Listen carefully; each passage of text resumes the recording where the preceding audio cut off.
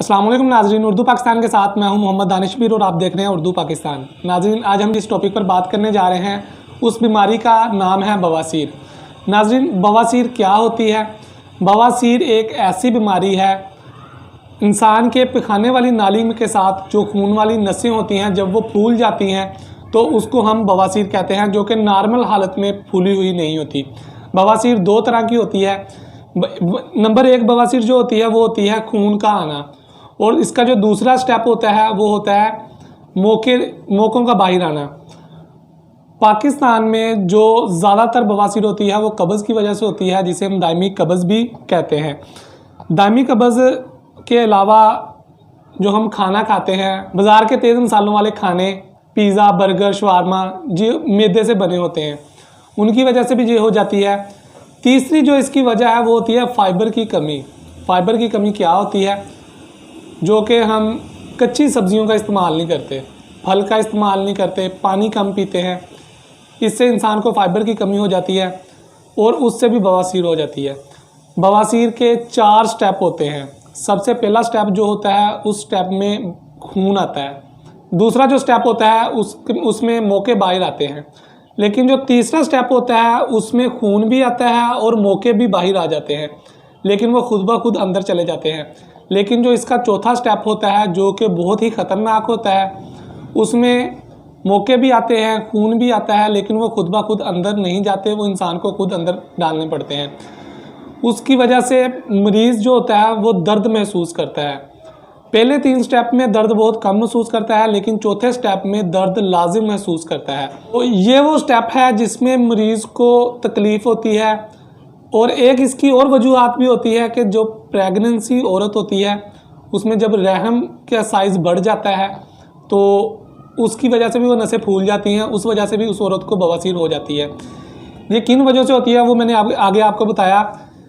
Main जो इसकी वजह होती है वो जो हम बाज़ार से आटा इस्तेमाल करते हैं जिसमें से चोकर निकाला होता है, वो हरगिज़ इस्तेमाल ना करें, उससे भी फाइबर की कमी होती है। चोकर वाला आटा बगैर छाने हुए इस्तेमाल करें, उससे भी फाइबर आपका बढ़ेगा।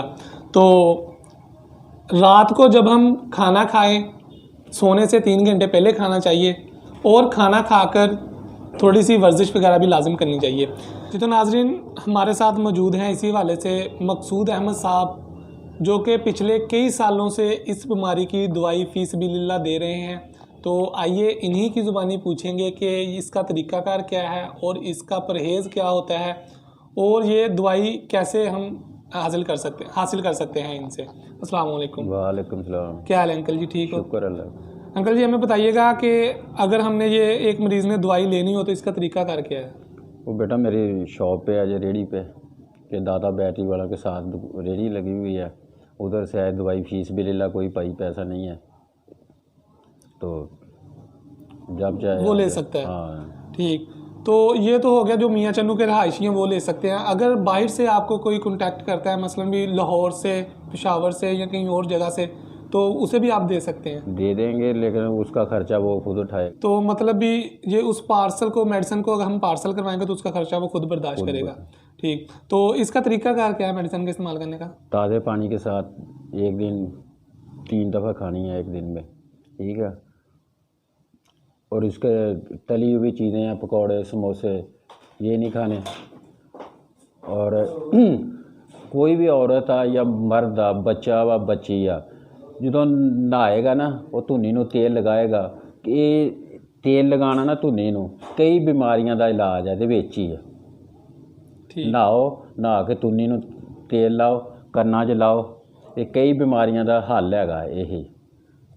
ते दवाई खाओ, इंशाअल्लाह किसी किस्म की कोई भी जिसम च किसी किस्म की भी बीमारी आ ताला ब्लड घटदा वादा वा, अल्लाह ताला दी रहमत वो भी दूर हो जाएगा।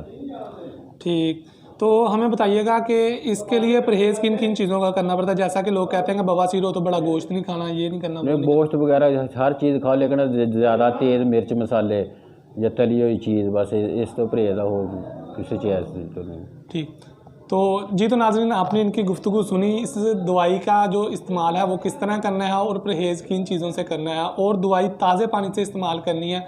और दूसरे जो हमारे नाज़रीन पंजाबी को नहीं समझ सकते उनको एक बार मैं फिर रिपीट कर देता हूँ। जो मकसूद साहब ने हमें बताया कि जो इंसान की नाफ होती है, जब वो लड़का हो लड़की हो, जब वो नहाए तो उस नाफ के ऊपर तेल लाजम लगाए, जिससे वो कई बीमारियों से बच सकता है। अगर आप में से कोई भी इस दवाई को हासिल करना चाहता है तो आप इनका नंबर और इनका एड्रेस हमारी स्क्रीन पर देख सकते हैं। आप इनसे रब्ता कर कर वो दवाई ले सकते हैं। अगर कोई मियाँ चन्नू का रहायशी है तो वो ये बूरा रोड मियाँ चन्नू अल मक्की होटल के पास मियाँ चन्नू नाश्ता पॉइंट के नाम से इनकी रेडी लगी हुई है, तो आप इनसे रब्ता कर कर इनसे वो मेडिसिन हासिल कर सकते हैं।